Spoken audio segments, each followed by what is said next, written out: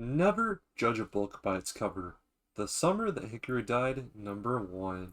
Immediately when this episode starts, we are thrown straight into action. Everyone is looking for Hikaru, which we do clearly get to see that he died on this mountain.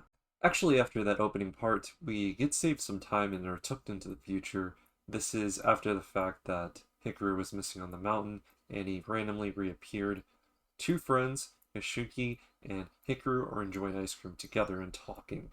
The two act as normal, but out of nowhere, Hishuki says something. "You're not Hikaru, are you?" And that's where we get to see a weird transformation, something that is actually mimicking Hikaru. Now things are a little complicated. Hishuki is scared, but we also get to see something deeper than a friendship kind of blossom here. Hikaru wants to stay and be with Hishuki, and they kind of like share this weird, awkward hug where Hishuki's scared, but at the same time he's thinking, "I just want you to stay. I never want to let you go. I just want you here." Something that was really great after that event, we get thrown into an Hishuki dream where we kind of get a rerun of the two friends interacting day to day as if normal, kind of showing where their friendship was before the death. Now, once Sashiki wakes up, we get to see his normal morning routine where we get to learn something. He has a sister named Karu. I don't know how important she's going to be as a character. So Hishiki and Hikaru go as if things are normal. They don't really worry about the whole transformation incident at this point. Something pretty common is Hishiki is just grateful for Hikaru still even being here. He'd rather have this thing than no Hikaru at all. Now it's time to talk about a character that I know that's important. His name is Tanaka. He knocks on someone's door holding a hamster, saying he's from some company. He comes in, and this is where we get to see that there's like two people on the ground, scared for their lives. He's busting through random doors, it seems, looking for something. It turns out to be that he's looking for things that are transformed, similar to what's going on with Hikaru. Now, after Tanika's little inspection, he's on the balcony of the house talking to someone on the phone.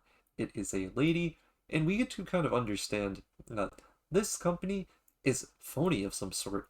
So we have to question, what are they and what are they there to do? Which we kind of understand, they're there to look for things that are transformed or of the such. Now it's time to go back to Ishiki and Hikaru.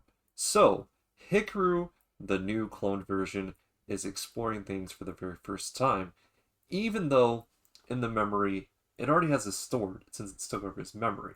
But whatever it is, wants to experience things for the first time.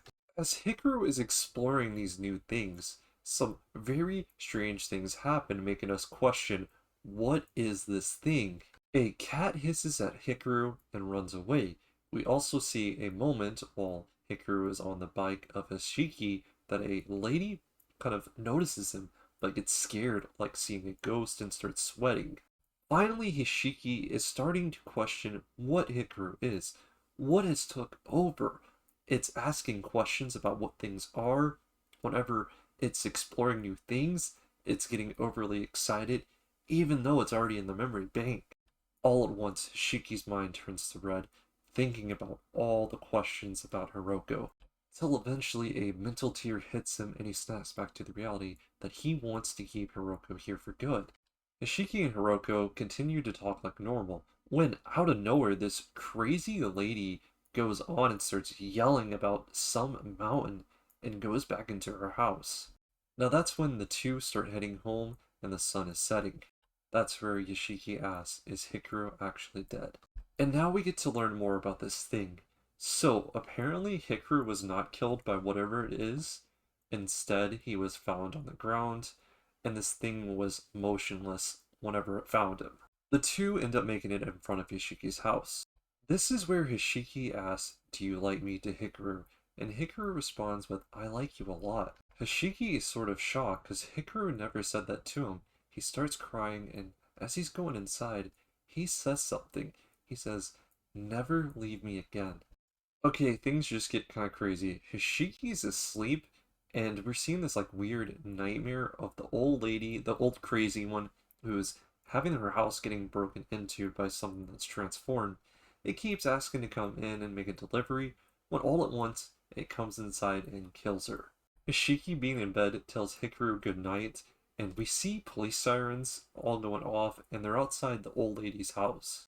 Which we get a pretty crazy ending. So we hear something about a bald guy being next, some people talking about a failed ritual, and we come back to Tonica, who receives a phone call to come to the same village that the two friends are at. And he is going to go and take out whatever this thing is. We're assuming that it is Hikaru. So, yeah. So the theme of this anime may not be for everyone. If you're open-minded, I say go for it. I'm an open-minded watcher. I don't really care. I think it's the fact that it has a sort of cross of a gay theme. Even though that could be debatable in itself, this thing isn't technically gendered.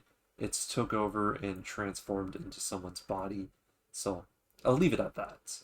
At the end all be all of the day, I like to watch things for what it can tell.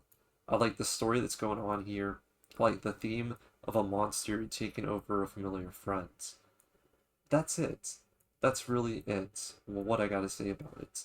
If I had to rate this episode, I'm gonna say it's a nice 9.1. I think Netflix has been really going out of the park when it comes to anime, and something that I think they're smart for focusing on.